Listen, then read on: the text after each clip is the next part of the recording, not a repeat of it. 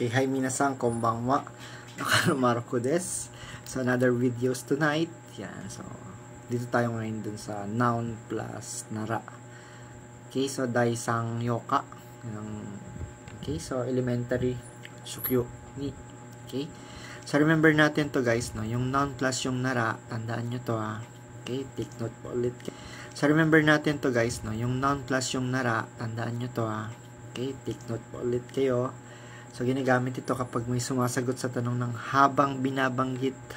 Binabanggit ang sinabi ng kausap mo. Ulitin mo lang yung sinabi niya. Parang ganun lang. Diba? Like example, itong example natin, yung kono chikaku ni osusumi no mise ga arimasu ka? Sabi niya, may recommend ka ba sa akin kainan dito malapit? Sabi niya, kono chikaku ni osusumi no mise ga arimasu ka? Parang nagtanong ako, ano may recommend mo sa akin? So, dun ngayon papasok si nara. Kaya sabihin ko, kuno chikaku nara, Jollibee ga osusumi desu. So, may re-recommend ko is yung Jollibee. Kaya, kung malapit dito, yung Jollibee ang may re-recommend ko. Parang ganun, diba? So, Jollibee na lang, may re-recommend ko. Parang ganun ang natin sa nara. Kaya remember nyo yung nara, kapag kung ano yung sinabi niya, kung ano yung nabanggit niya, parang sasagot ka dun sa tanong niya na nabanggit niya. Parang ganun lang, di ba? Okay? So, ganun lang yung paggamit natin ng nara. Remember nyo yan, So, bibigyan ko pa kayo ng another example ng nara, Like yung, oishi ramen ya sang. Oishi ramen ya sang. Shirimasen ka? Sabi niya, may alam ka bang masarap na ramen shop? Yes, sabihin niya nung isa, nagamit siya ng nara. Oishi mise nara, oishi mise nara, senpo da ne, senpo da ne. Kung masarap ang ramen, ang hanap mo, senpo ang okay. Senpo da ne. Remember nyo lang, oishi mise nara, senpo da ne. Ginamit ko ngayon yung nara. Okay, so ganun lang paggamit ng nara. Example naman, dito naman tayo sa pangatlo, Ganito naman yung tanong niya. Sabi nung A nagtanong, yasoku ohiru gohan ga tabitain desu kedo. Sabi niya, gusto ko sanang makakain ng murang lunch. Kasi, ganun, Yasoku ohiru gohan ga tabitain desu kedo. Okay, remember niyo yung tanong niya. Ang sasagot ngayon siya, kung murang lunch ang hinahanap mo, ganito sagot natin, Yasui mise ga ii nara. Diba? Yasui mise ga ii nara. Tayama Shokudo kana. Yasui shi, oishii yo. Diba? Kaya kung hanap mo ay murang lunch ba? Baka yung Tayama Shokudo. Okay na. Mura at masarap pa. Kaya ginamit natin ngayon doon. Yung sabi niya, Yasui mise ga ii nara. Tayama Shokudo kana. Yasoi shi. Ginamit ko ulit yung shi, yung sa previous natin, oishii yo. Yung yo pa din, ginamit din natin yung yo. Kasi hindi niya alam. Hindi alam nung kausap mo, kaya oishii yo, masarap yun. Diba? So, remember nyo lang yung paggamit ng nara. Okay? Okay, this time, aralin naman natin yung paggamit ngayon ng verb plus te plus verb at saka yung naide. Okay, tandaan nyo to ganito lang yan siya. Ginagamit siya kapag nagpapaliwanag kung papaano kumakain at umiinom. Like example, ginagamit natin yan. Yung verb te, gawin ang sumusunod na aksyon habang nasa ganong estado. Yung state niya, ganun pa din. While yung verb, plus yung naide, gawin ang susunod na action habang hindi gagawin yung naka-naide. Hindi mo gagawin yun. Ibig sabihin, hindi pwede. Okay? Remember mo lang yun, So, ito yung example natin, Yung kochira no yasai no tempura wa. Kochira no yasai no tempura wa.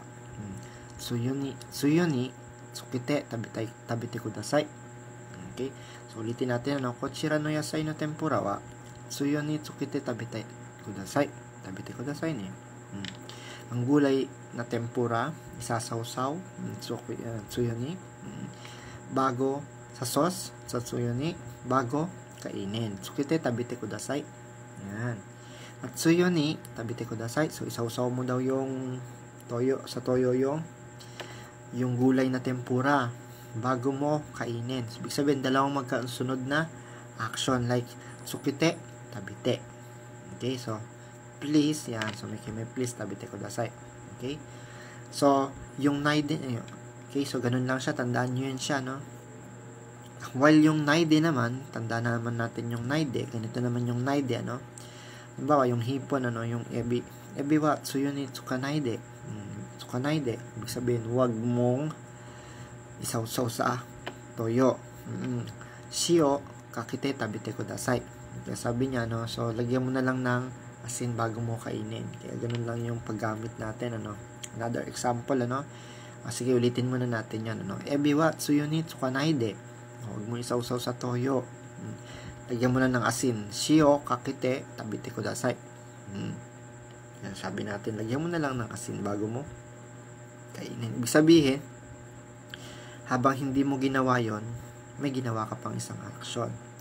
Yung isa naman, yung 10 naman, habang yun, so state, yung estado niya, ganun pa din, may kasunod kang action na ginawa. Okay? So, remember nyo yan. So, more example pa. Motto, minasang, ja, to, sarada ni wa, kono, dorensingu o, kakite tabite kudasai. Diba? Sabi niya, no? Yung dressing ng, ano, okay? So, tapos, kakainin mo. Tabite, kakite tabite kudasai. Okay, kono dorensingu o, kakite tabite kudasai. Tandaan nyo, no? Sabi niya, sarada ni wa. So, dun yung sarad para sa salad. Lagyan mo ng dressing. Sarada ni wa, kono dressing go, kakite tabite kudasai. Di ba, dalawang magkasunod na ginawa niya. Okay? Yung naide naman, tandaan naman natin yung naide. Ganito naman, ano, ganito. Kono kuda mo nawa. Okay? Kono kuda mo nawa. Kawawo, mukanaide. Sono mama taberaremasu. Sono mama taberaremasu. So, remember nyo to. Ang prutas na to, hindi pwedeng kainin. Remember nyo, kudamono wa. Okay? Prutas na ito, pwedeng kainin nang hindi binabalatan. So, yun yung meaning niya, no? Mukanaide. Sono mama. So, pwedeng kainin, ano? Pwedeng kainin. Sono mama taberaremasu. Ayan. Sono mama taberaremasu. Pwedeng kainin nang hindi binabalatan. Mukanaide, sabi niya, mukanaide kahit hindi mo balatan. Kawao, mukanaide kahit hindi mo siya i-peer off. Ganun. Okay? So, remember nyo lang yung paggamit ng naide. Okay? Ganun lang yung pag-create natin sa naide at saka ng verb na naka-te form. Okay? Dapat tandaan nyo, no?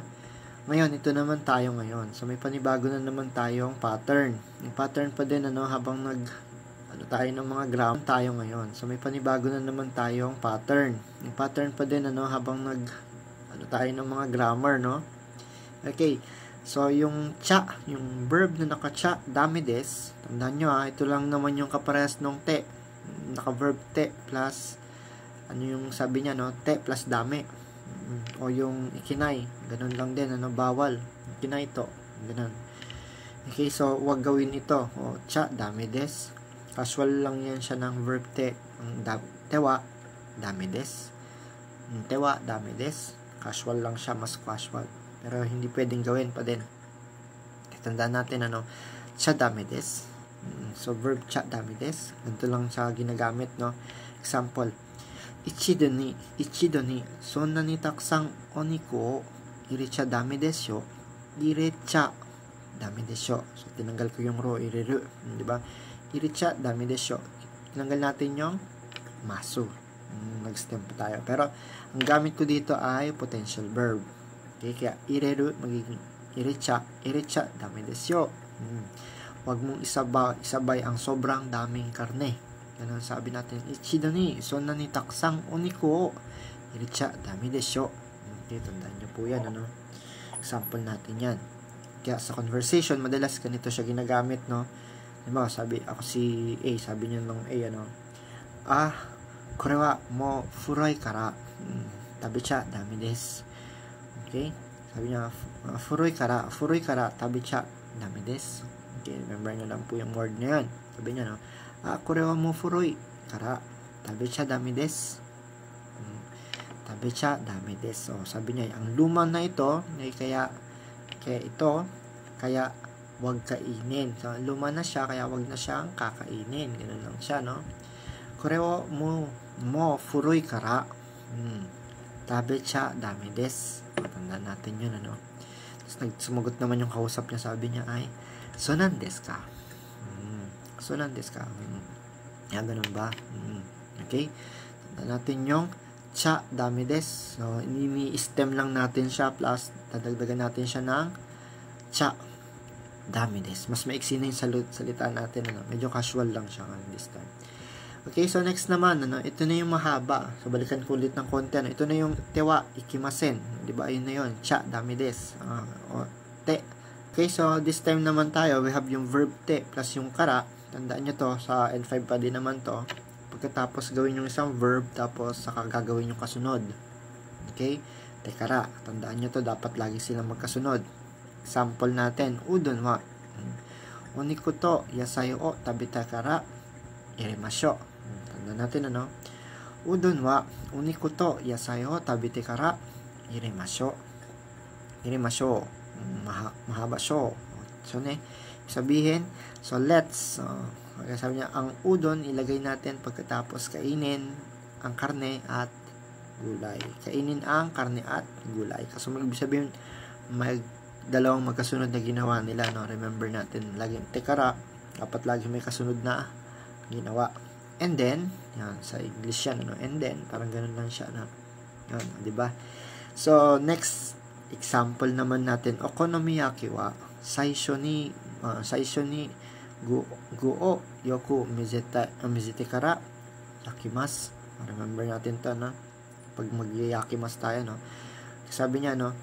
Yan, okonomiyaki wa saisho ni guo yoku mazete kara yakimasu. Tandaan natin, ano, yung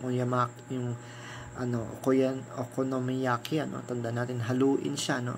Yung saisho no go yoku mizete kara, haluin muna ng maayos yung ingredients. Okay, so bago iyaki, bago lutuin. Okay, so I hope guys may natutunan kayo dun sa verb na tekara, no? Ibig sabihin, and then, sa English lang naman yun, ano, and then, ano, pinahirapan pa tayo mga hapon, no? Okay, so last nating sentence, ano, yung sentence plus ga plus another sentence. Pang-contrast lang to. Okay, pagko-contrast lang to ng isang, ano, okay? Pero ang gagamitin, mas formal kasi ito kung gagamit ka ng kido. Katanda mo yung sentence plus ga plus sentence 2. Okay? Yung before lesson natin, yung sentence no de, sentence 2, this time naman, iba naman yun siya. Okay? So, mas ginagamit natin to, yung casual conversation nung kido. Pero, mas polite yun sa kido, kaya gagamitin natin ay sentence des ga, sentence 2. Okay? Ito example natin, ano? Yan. Omise wa atarashiku te kirei desu ga ohiru wo konde imasu. Kaya ang shop na ito ay bago at malinis. Pero, sa Tagalog yung des ga, no? O yung sentence plus yung ga plus sentence 2, pero lang yun.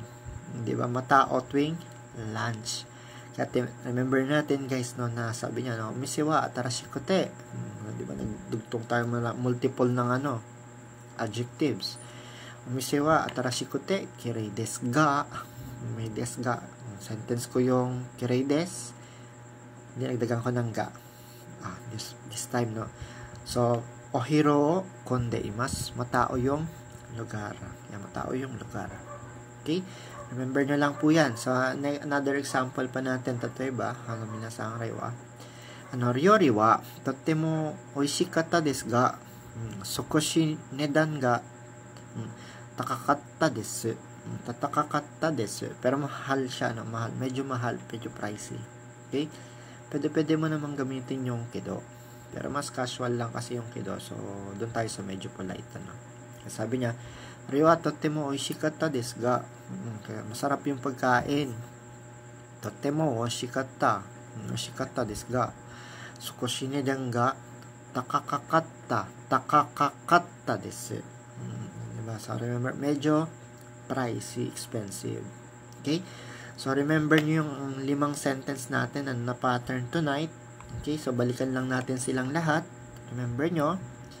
Okay? So, yung una is yung nara. Okay? Tandaan yan. Pangsagot dun sa kausap. Yung next naman, yung te plus yung naide. So, yung pagkakaiba ng dalawa. Okay? Dapat alam nyo ha. Pagka te, may kasunod. Pagka naide, yung hindi niya ginawa, tapos may ginawa siyang kasunod. Okay? And then, next naman yung cha. Yung verb, dapat naka-cha. Dapat naka-stem. Cha, dami des. Bawal. Hindi pwedeng gawin. At last yung tekara, may kasunod siyang ginawa, and then, diba? At saka, ganun, parang ganun. May ginawa siyang kasunod pa. Okay? Yung last is yung sentence 1 plus ga plus sentence 2. Okay? So, I hope you learn in this video, guys. I hope, yan. So, please share and comment, no? Zei minasang, ano? Yan. So, jane matane minasang. Otsukare sama desu. Bye.